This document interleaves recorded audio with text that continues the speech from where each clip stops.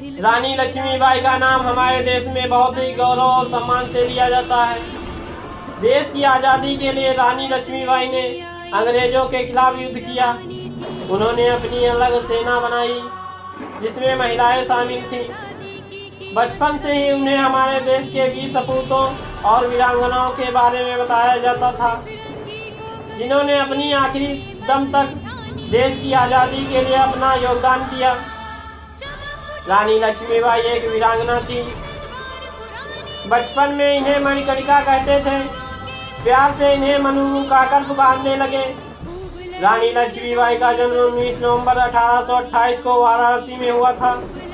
उनकी माता का नाम भागीरथी बाई था, जो बेहद कर्तव्यपरायण, धर्मनिष्ठ और सुसंस्कृत थी। पिता का नाम मोरोपंत तांबे था। मराठा बाजीराव की सेवा में थे। रानी लक्ष्मीबाई की माता का मृत्यु बचपन में ही हो गई थी, जब मन की उम्र 4 से 5 वर्ष की थी। मन का ध्यान रखने के लिए कोई नहीं था। ऐसे में मन के पिता उन्हें बिठूर ले आए। अपने साथ ही पेशवा बाजीराव द्वितीय के दरबार में ले जाने लगे। मन की सुंदरता और बाल सुलभ चंचलता ने सबका मन मोह लिया। यही नहीं, पेशवा बाजीराव ने मन को नया नाम दिया, छबीली। बिठूर आने के बाद उन्होंने महल में ही बहुत सी विद्याएं सीखी, जैसे माल विद्या, घुड़सवारी, शस्त्र विद्याएं आदि। पेशवा बाजीराव के बच्चों के साथ ही मनु भी शिक्षा प्राप्त करने लगी। मन बहुत ही तीक्ष्ण बुद्धि की थी और अपनी इसी सामर्थ्य के साथ साथ 7 साल की उम्र में ही घुड़सवारी सीख ली। वीरता, दृढ़ संकल्प, निडरता और अन्य सभी योग्यताओं के गुण उनमें थे। ये सभी गुण उनमें कम उम्र में ही विद्यमान थे। समय के साथ मन की उम्र में वे बढ़ी और इसके साथ ही मनु का विवाह राजा गंगाधर राव नेवालकर से कर दिया गया। वर्ष 1842 में विवाह के पश्चात झांसी की रानी बन गई और उनका नाम मनु से बदलकर रानी लक्ष्मीबाई रख दिया गया। इसके बाद सन 1881 में रानी लक्ष्मीबाई के पुत्र का जन्म हुआ। 4 महीने के बाद ही मृत्यु हो गई। 1853 में राजा गंगाधर राव का स्वास्थ्य बहुत अधिक बिगड़ चुका था, जिस वजह से दरबारियों ने उन्हें दत्तक पुत्र लेने की सलाह दी। उन्होंने सलाह पर कार्य करते हुए अपने परिवार के 5 वर्षीय बालक पुत्र रूप में गोद लिया। अपने एक पुत्र का नाम उन्होंने दामोदर राव रखा। इसके पश्चात 1853 को राजा गंगाधर राव की मृत्यु हो गई। मृत्यु उपरांत अंग्रेजों ने नजर झांसी पर पड़ चुकी थी। कंपनी शासन हर संभव प्रयास करने लगे जिससे कि वे झांसी को अपने कब्जे में कर लें। इनके सभी प्रकार के प्रलोभन प्रस्ताव और अन्य तरीकों से निपटते हुए रानी ने अंत तक अपने राज्य झांसी को बचा कर रखा। रानी लक्ष्मीबाई सदा ही प्रजा की भलाई के लिए कार्य किया। रानी लक्ष्मीबाई ने अपने किले के अंदर ही एक व्यायामशाला का निर्माण करवाया। साथ ही अस्त्र शस्त्र चलाने और घुड़सवारी हेतु भी कुछ महत्वपूर्ण प्रबंध करवाए। उन्होंने महिलाओं की भी एक सेना तैयार की, जिसे उन्होंने अच्छी तरह से प्रशिक्षण दिया। राजा की मृत्यु के बाद अंग्रेजों की नज़र राज्य पर पड़ चुकी थी। राज्य के दत्तक पुत्र को अगला वारिस मानने से इनकार कर दिया था। अंग्रेजों द्वारा चलाई गई राज्य हड़प नीति के तहत यदि किसी भी राजा की मृत्यु उपरांत सिर्फ उन्हीं पुत्रों को उत्तराधिकारी माना जाएगा जो राजा की अपनी संतान होंगे। यदि किसी राजा की कोई संतान नहीं होती है तो ऐसे में उन राज्यों को अंग्रेजी शासन के तहत लाया जाएगा। इसी प्रकार राजा द्वारा दामोदर राव के अपने दत्तक पुत्र के लेने के बाद भी उसे अंग्रेजों ने असली वारिस मानने से मना कर दिया। महारानी लक्ष्मीबाई ने लंदन में ब्रिटिश सरकार के खिलाफ मुकदमा दायर किया, पर वहां उनका मुकदमा खारिज कर दिया गया और आदेश दिया गया कि महारानी लक्ष्मीबाई के किले को खाली कर दें और स्वयं रानी महल जाकर रहें और उन्हें 60,000 की पेंशन दी जाएगी। रानी लक्ष्मीबाई अपनी झांसी को न देने के फैसले पर अड़िग थी। वे अपनी झांसी को सुरक्षित करना चाहती थी, जिसके लिए उन्होंने सेना संगठन प्रारंभ किया। 7 मार्च 1854 को ब्रिटिश सरकार ने एक सरकारी गजट जारी किया, जिसके अनुसार झांसी को ब्रिटिश साम्राज्य के मिलने का आदेश दिया गया था।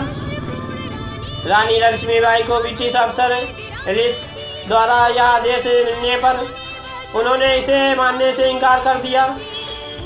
रानी लक्ष्मीबाई ने कुछ अन्य राज्यों की मदद से एक सेना तैयार की, जिसमें केवल पुरुष ही नहीं अपितु महिलाएं भी शामिल थीं, जिन्हें युद्ध में लड़ने के लिए प्रशिक्षण दिया गया था। उनकी सेना में अनेक महारथी भी थे।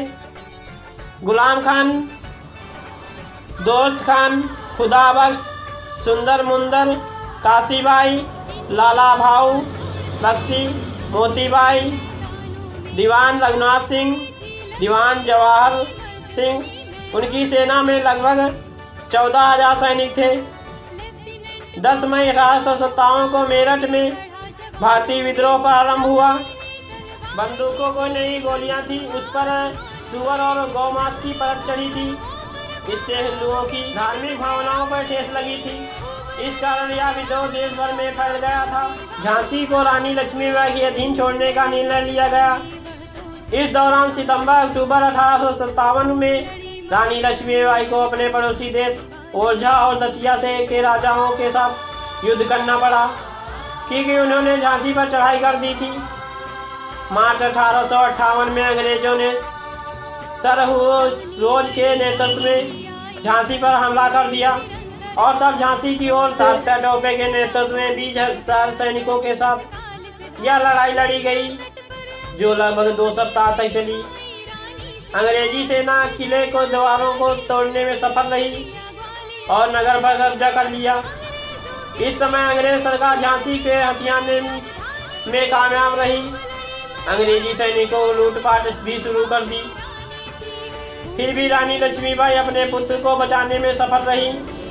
इस युद्ध को हार जाने के कारण उन्होंने सतत 24 घंटों में 102 मील का सफर तय किया और अपने दल के साथ कालपी पहुंची और कुछ समय कालपी में शरण ली, जहां वे तात्या टोपे के साथ थी। तब वहां के पेशवा ने परिस्थिति को समझकर उन्हें शरण दी और अपना सैन्य बल भी प्रदान किया।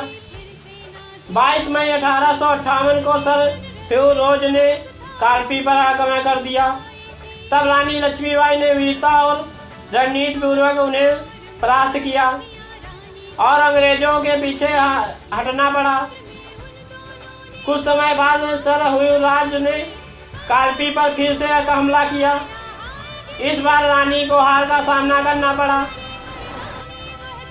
युद्ध में हारने के पश्चात राव साहब पेशवा, बंदा के नवाब, तात्या टोपे, रानी लक्ष्मीबाई और अन्य मुख्य योद्धा गोपालपुर में एकत्र हुए।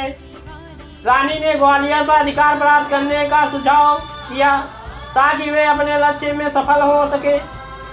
रानी लक्ष्मीबाई और तात्या टोपे ने इस प्रकार गठित एक विद्रोही सेना के साथ मिलकर ग्वालियर पर चढ़ाई कर दी। वहां उन्होंने ग्वालियर के महाराजा को परास्त किया और राजनीतिक तरीके से ग्वालियर के किले पर जीत हासिल की और ग्वालियर का राज्य पेशवा को सौंप दिया। 17 जून 1858 में किंग्स रॉयल आयरिश के खिलाफ युद्ध लड़ते समय उन्होंने ग्वालियर के पूर्व क्षेत्र का मोर्चा संभाला। इस युद्ध में उनकी सेविका भी शामिल थी और पुरुषों के पोशाक धारण करने के साथ ही उतनी ही वीरता से युद्ध भी कर रही थी। इस युद्ध के दौरान वे अपने राजरतन नामक घोड़े पर सवार नहीं थीं और यह घोड़ा नया था जो नहर के उस पार कूद नहीं पा रहा था। रानी इस स्थिति को समझ गई और वीरता के साथ वहीं लड़ती रही। बुरी तरह घायल हो गई। वे पुरुष पोशाक में थी, इसलिए अंग्रेज सैनिक पहचान नहीं पाए और उन्हें वहीं छोड़ दिया। रानी के विश्वास पर सैनिक उन्हें पास के गंगादास मठ में ले गए और उन्हें गंगा जल दिया। तब उन्होंने अपनी अंतिम इच्छा बताई कि कोई भी अंग्रेज अफसर उनकी मृत देह को हाथ न लगाए। इस प्रकार कोटा की सराय के पास ग्वालियर के फूलबाग क्षेत्र में उन्हें वीरगति प्राप्त हुई। रानी लक्ष्मीबाई के दशक पुत्र दामोदर राव ब्रिटिश राज्य द्वारा पेंशन दी जाने लगी, लेकिन कभी भी उन्हें राज्य नहीं दिया गया। दामोदर राव की मृत्यु 28 मई 1906 को 58 वर्ष में हो गई। ऐसी नॉलेजफुल वीडियो देखने के लिए हमारे चैनल को लाइक, शेयर, कमेंट करें, सब्सक्राइब करें और बेल आइकन को भी दबाएं। जय हिंद।